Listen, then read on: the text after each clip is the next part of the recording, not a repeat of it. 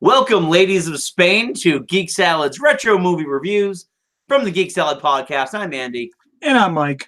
And tonight we are going to discuss the first Hollywood blockbuster, 1975's Jaws. And my second favorite movie of all time. Really? I didn't know it was your second favorite. Yep.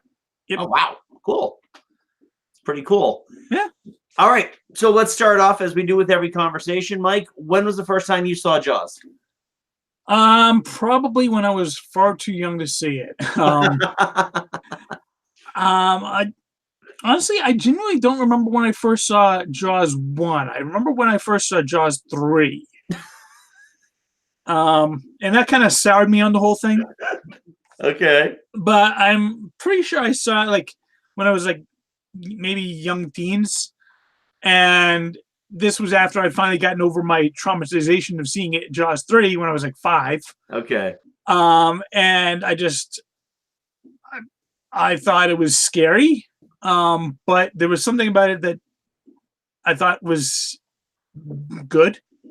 And so I went back and saw it, and the more I watched it, the more I got out of it. So that's why it's my number 2 right now. Right. I mean, it's always been, for me, it's always kind of been there. I was 3 years old when it was released. Yeah. And obviously I didn't see it when I was 3.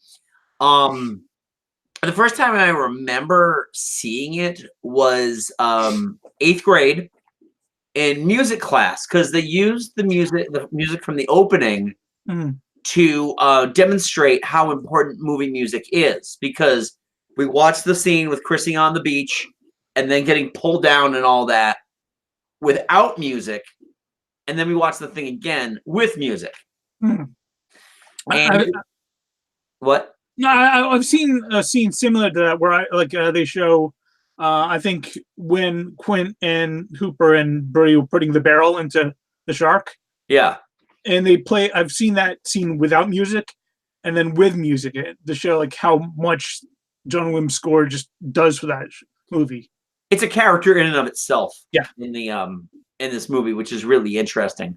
Yeah. And that was pretty much a snippet. I eventually saw it later that year, I believe. I actually believe, if I'm not mistaken, I read the book first, which would have been kind of a feat to do, because I hadn't seen the entire movie. I had seen that scene, and we were staying at a beach house on Cape Cod, and Peter Benchley's book was there, and I read the whole thing, and then I went to go watch the movie, which was interesting because you're talking about 1986 that happened, and I read the book first. Yep. I read the book second. I figured. Yeah, it's not a great book. I read the book early 90s, probably 91, 92, somewhere around there. It's one of the 2 cases where I've read the book and seen the movie, and I like the movie more than I like the book. What's the other case? Michael Crichton's The Lost World. Okay. The movie is not good. It's still better than the book. The book is garbage. Yeah, the book. I was going to say The Godfather. Actually, is another one. No, I'm not. I've read The Godfather, and I've seen the movie, and I still like the Godfather book movie more, just a little bit. No, that's fair. That's fair. However, I was a teenager when I saw it, but I do remember the phenomenon of Jaws. I mean, it was everywhere. I couldn't escape it, and it terrified the hell out of me. When I was a kid, we used to go to this freshwater beach in my hometown, which is still a lake, and I was just terrified to go in the water, even though my mother kept telling me sharks are only in the ocean. It's you're not gonna get me with that. Well, actually, that is not true anyway. Well, yeah, but it's also this lake wasn't an inlet either. Oh, okay, well that's fair. Yeah. Right. In fact, it's one of those things that Jaws does. Jaws, I'm going to call him Jaws. His name is Bruce. Bruce does attack people in an inlet. Yeah. Which is where we go swimming every summer. When we go to the Cape, we actually swim in the inlet. Well, I mean, it's based on actual events from 1916, I think. Yeah. Or in New Jersey, and that was in an inlet. where Right. the swimmers were attacked. So Yeah. It's a really interesting movie because it does harp on everybody's fear, especially people like us that live kind of in coastal states who do go away. We go away to the beach.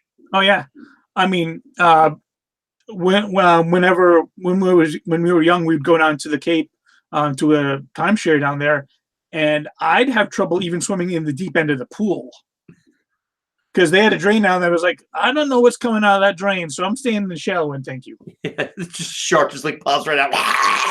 Hey, I was like five. Like it did in Jaws 4: The Revenge. Yeah. Yeah. Thing roared. What's interesting about Jaws on the whole is that the interesting story might not be the actual story, which is a good story, but the making of this movie. Oh yeah.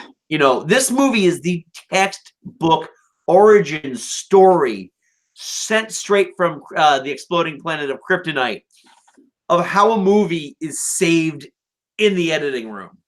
This movie could very well be called the origin story of Steven Spielberg. Well, yeah, it was his first big movie. It's his first gigantic hit. But Steven Spielberg is just one cog in this wheel that makes this movie great. Yeah. We mentioned John Williams' score. It's its own character, and that really added to this movie. The editing. This movie is saved by its editing because the shots of the shark are very, very quick, and they tease the shark more than they show it. Yeah, there's a reason. They show the shark, he looks ridiculous. There's a reason Verna Fields won the Academy Award for Best Editing for this movie because this movie does not work without Verna Fields. No. There's a lot of really nice quick cuts throughout.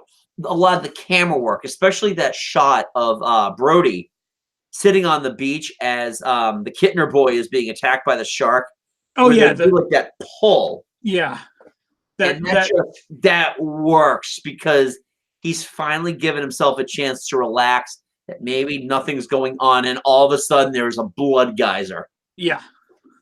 There's so many pieces that had to click just right to make this movie work, but thank goodness that they all did because this is an amazing movie. Yeah, this movie is a perfect storm.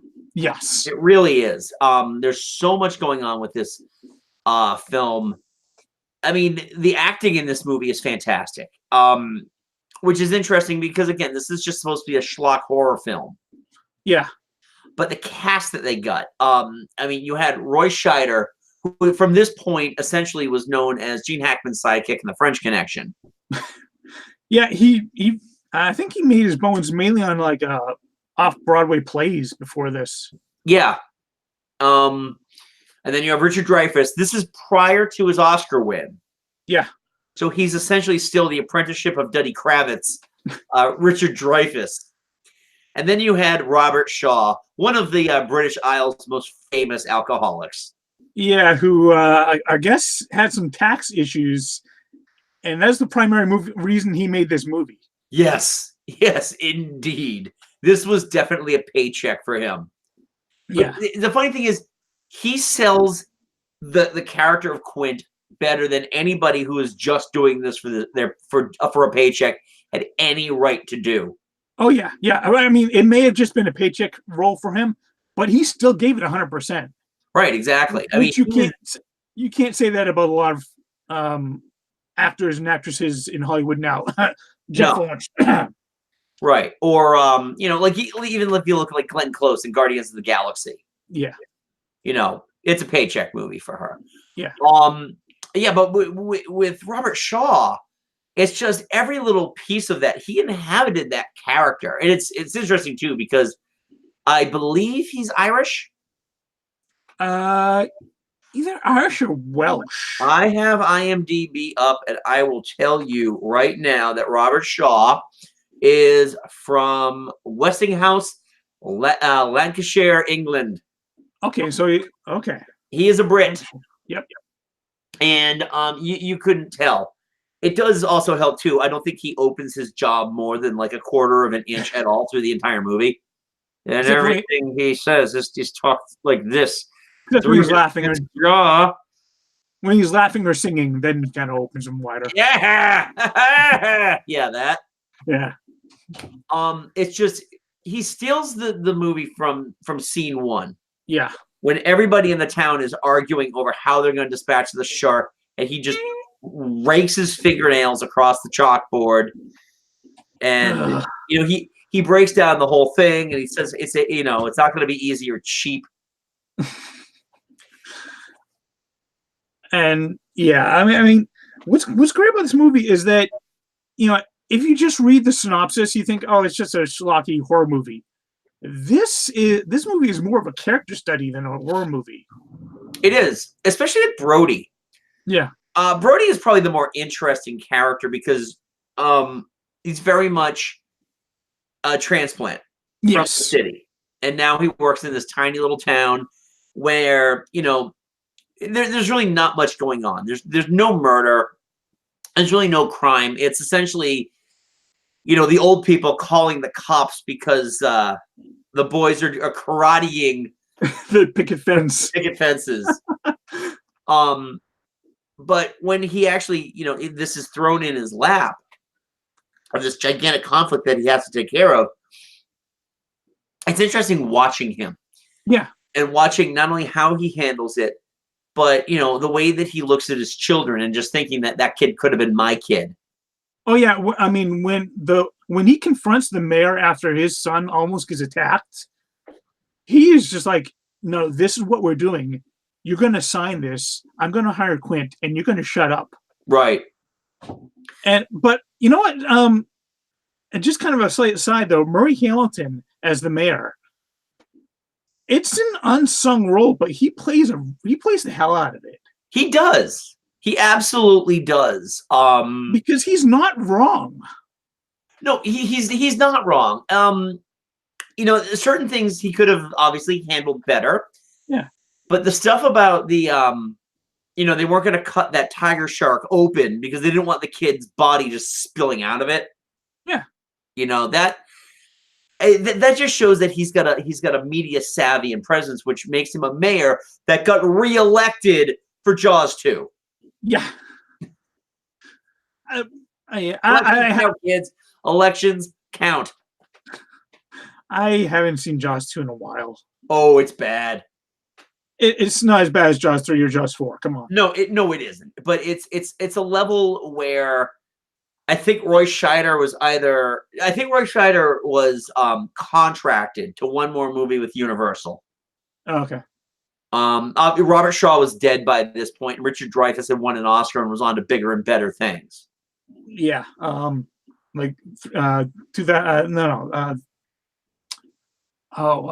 Encounters. You know what? You're right. You're right. That came out the year before, or 2 years before, depending on when you actually look at its real release date. Yeah. I always feel like it was released in 78 and it was really released in 77.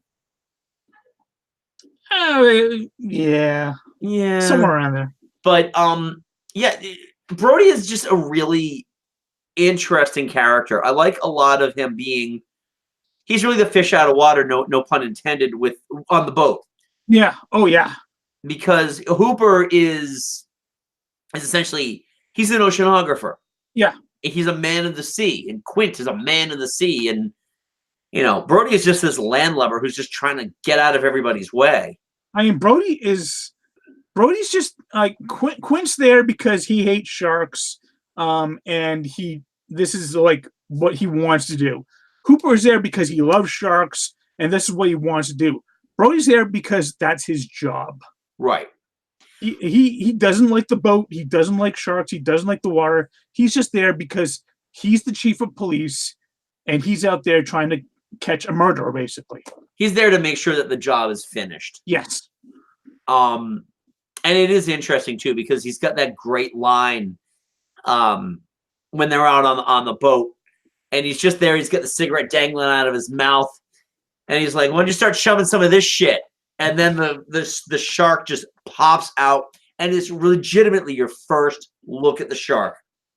Yeah, the first like, yeah, yeah, Full look at the shark, and he pops up, and that iconic line, "We're gonna need a bigger boat." ad-libbed by him. Yeah, that's perfect. That is just absolute perfect. And I don't know how he got to get that cigarette to just like kind of dangle there. But It's that was it's a talent. yes. Back when I used to smoke, I used to be able to do that, where it used to just dangle. Like I could do the Dan Aykroyd from Ghostbusters, Mm. where it literally just sit like vertically on my lip. It was an interesting talent, and not one that I recommend you taking up smoking to do. I Uh, wasn't planning on it. but now Hooper is a really cool character too, because he's a very, very smart person, but he hasn't been he's not out in the shit pretty much. No, I That's mean, why, when he actually he comes in, he's there to investigate Chrissy's body, and he's talking about all the different bites and contusions, but he's gonna stop because he's hyperventilating because he's never seen a dead body before. yeah, I mean, when Quint calls him out, like when they're going to hire Quint, and Quint calls him out and calls him a rich boy, he's been counting money all his life. Quint's right. I Yeah. mean, yeah, he's got experience on like Transpacks and World Cup or whatever. He's a rich boy, and he really's never gotten down and dirty before. Absolutely right. You're absolutely right. And Hooper's an interesting character in the book because he has an affair with Brody's wife, Yeah, and then he dies in the book. I'm glad they cut that out. I am too. It would have been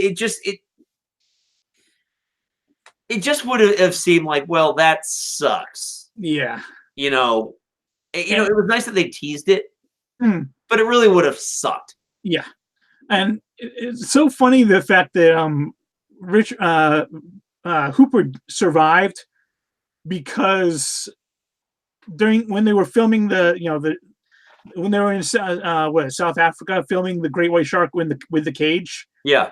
and the shark got tangled in the cage line, started going crazy and destroying the cage, and Spielberg saw the footage like, that's great, except there's nobody in the cage, so that means Hooper's got to escape. That's the only reason Hooper survived. Yeah. I actually heard that Richard Dreyfuss and Robert Shaw hated each other. I've heard that too. Added really nice tension. Yeah. To that scene.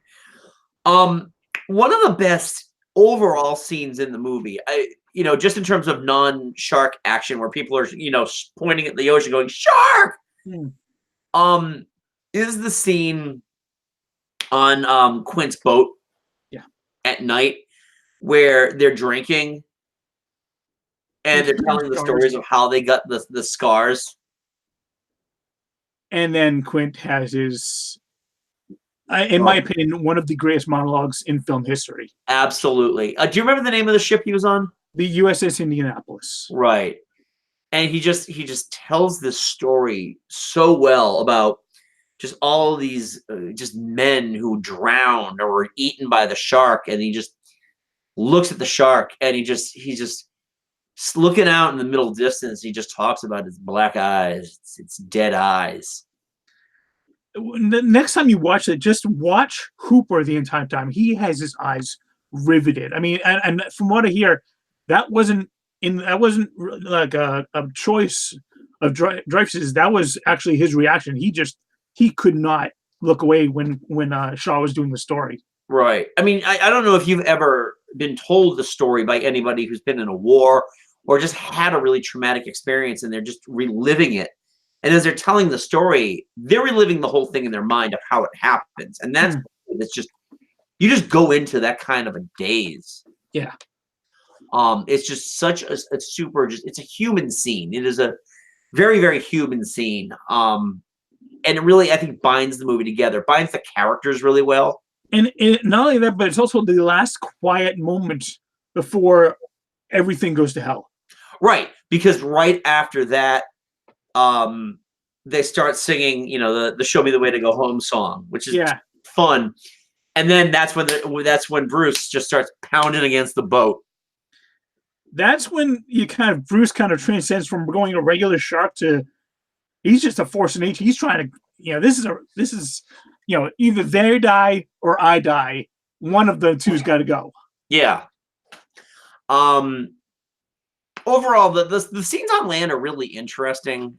Leading up to when they leave. I mean, the movie is split perfectly in half. Yeah. The first half is in Amity, Yeah. and it's them dealing with this burgeoning situation of the shark. Actually, I've heard it described very interestingly. The first half of the movie, when they're on land, is Brody versus basically humans. Like Brody, it's basically Brody It's versus Brody man. versus the bureaucracy. Right. And then once they get on the boat, then it's Brody versus the shark. Right. I think that I love seeing the locals. Yeah. Trying to catch this shark. And they're all going out, and Ben Gardner's going out with his people, and they're treating the shark like it's a fish. Yeah. And they've never had to hunt a shark. And then there's the like those two guys that use the pot roast. Oh yeah. To try to lure the shark in, and he grabs it, and they're like, "Don't look back! Don't look back!" Oh yeah. And, I mean, when the shot where the dock stops and turns around and starts calling back. Yeah. That, and plus you got the music going. Right. And then there's the scene where they actually go out to Ben Gardner's boat. That's the shot that they did the like the night night vision tests on. Yeah.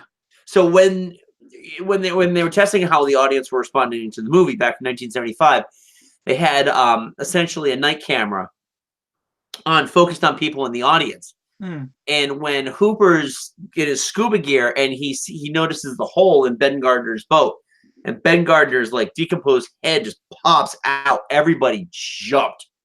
Yeah. It's legitimately, I think, the scariest moment in the movie. It's really the only jump scare. Yeah. In the entire movie. Well, I mean, when the shark, come down here, Trump show this shit, and then the shark. Oh yeah. I'm sorry. You're right. I just mentioned that too. Yeah. But from what I hear, when during test screenings of that, everything went great, and Spielberg was like, "I'm not happy with that," because he wanted that screen to be bigger. So we went back and filmed it in like a swimming pool or something, just to make the water a little bit more clear, so you could see everything a little bit more. Oh yeah. And then he got a bigger screen. He was like, "That's what I wanted." Yeah, it's so amazing that this movie even happened. Yeah. And it's just, it very much cool heads prevailed in this. I think overall, this movie has aged incredibly well for a movie that is very much a 70s movie. Mainly in the way that it's shot. There's a lot of just kind of off-putting ADR throughout the movie where the audio is obviously not being recorded live. I do like the fact that you've got the primary people talking, but then you've got a lot of background noise going on, and it feels like it's a small town. Like if you had just the people talking, and there was silence around it, it would feel like a movie. It feels like someone's just kind of filming in a regular small town. Yeah. And I think it adds to the atmosphere of the movie, actually. Absolutely. Absolutely. This movie is a huge movie that feels like a little movie. Yes. And it's only a huge movie because it just exceeded everybody's expectations. Wildly so. I mean, and made all of the money. Yeah.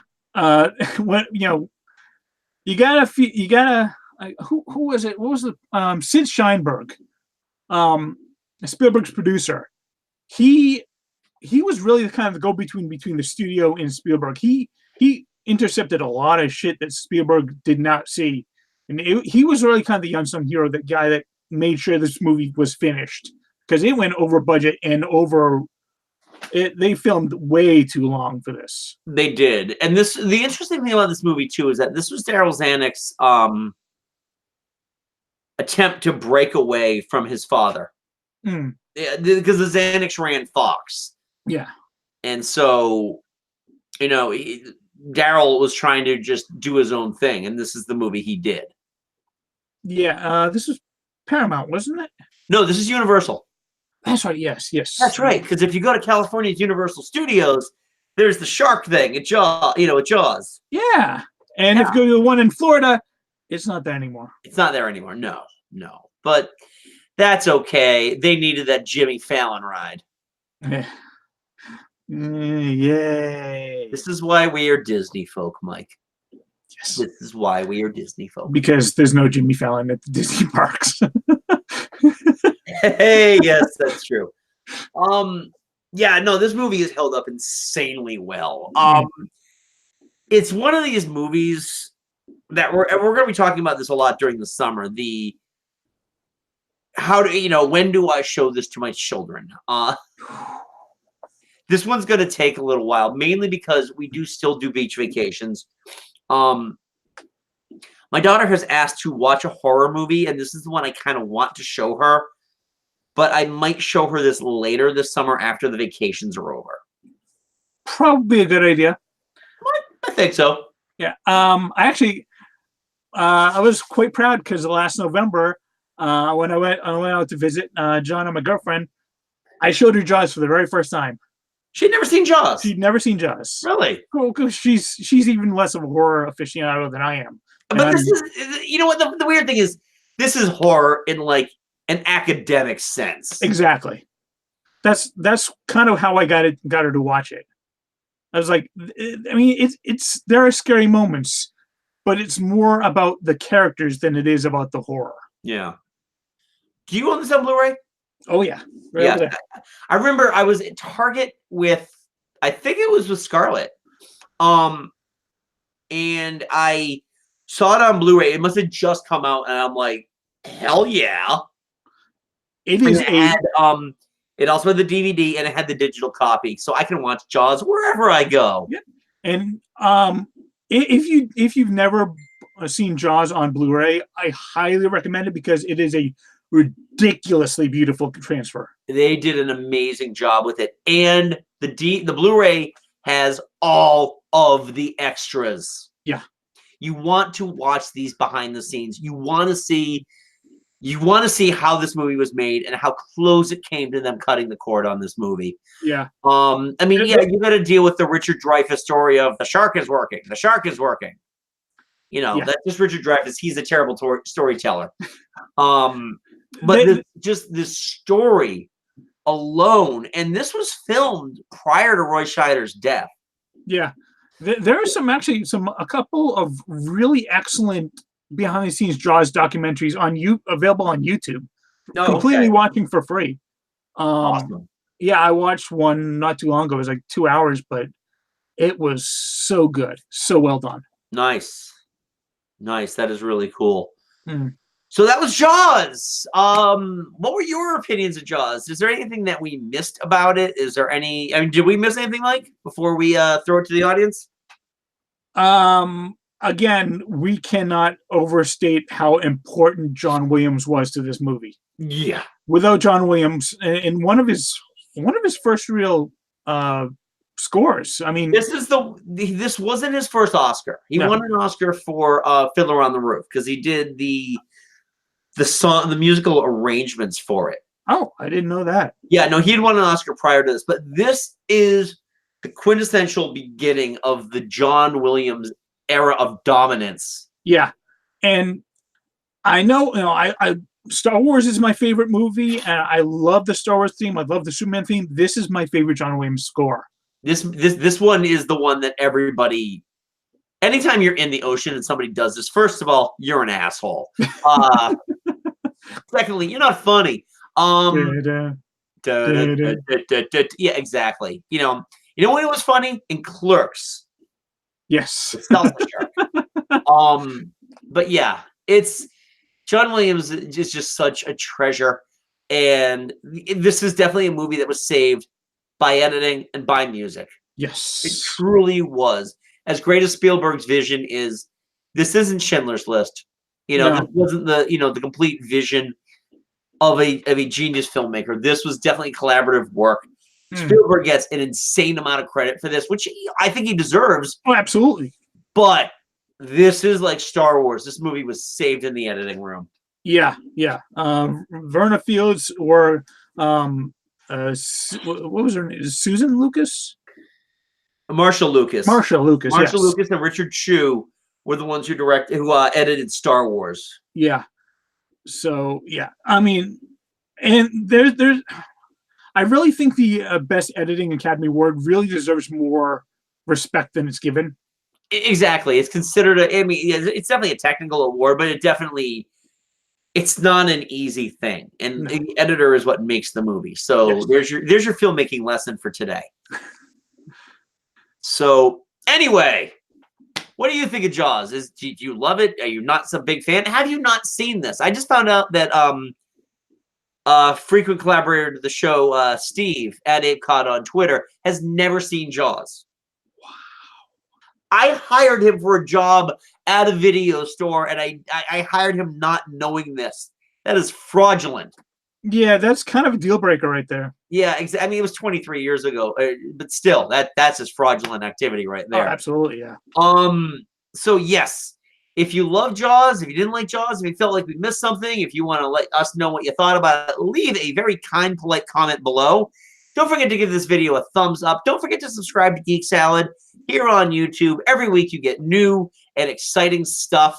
Every week we do a movie review. We also host a podcast, Mike and I, called Geek Salad, which is available at geeksalad.podbean.com. You can get us on iTunes, on Stitcher, on Spotify, and on Google Music. You can also follow us at Twitter at Geek Salad Radio, Facebook at Geek Salad Podcast, and you can even email us at geeksaladradio@gmail.com.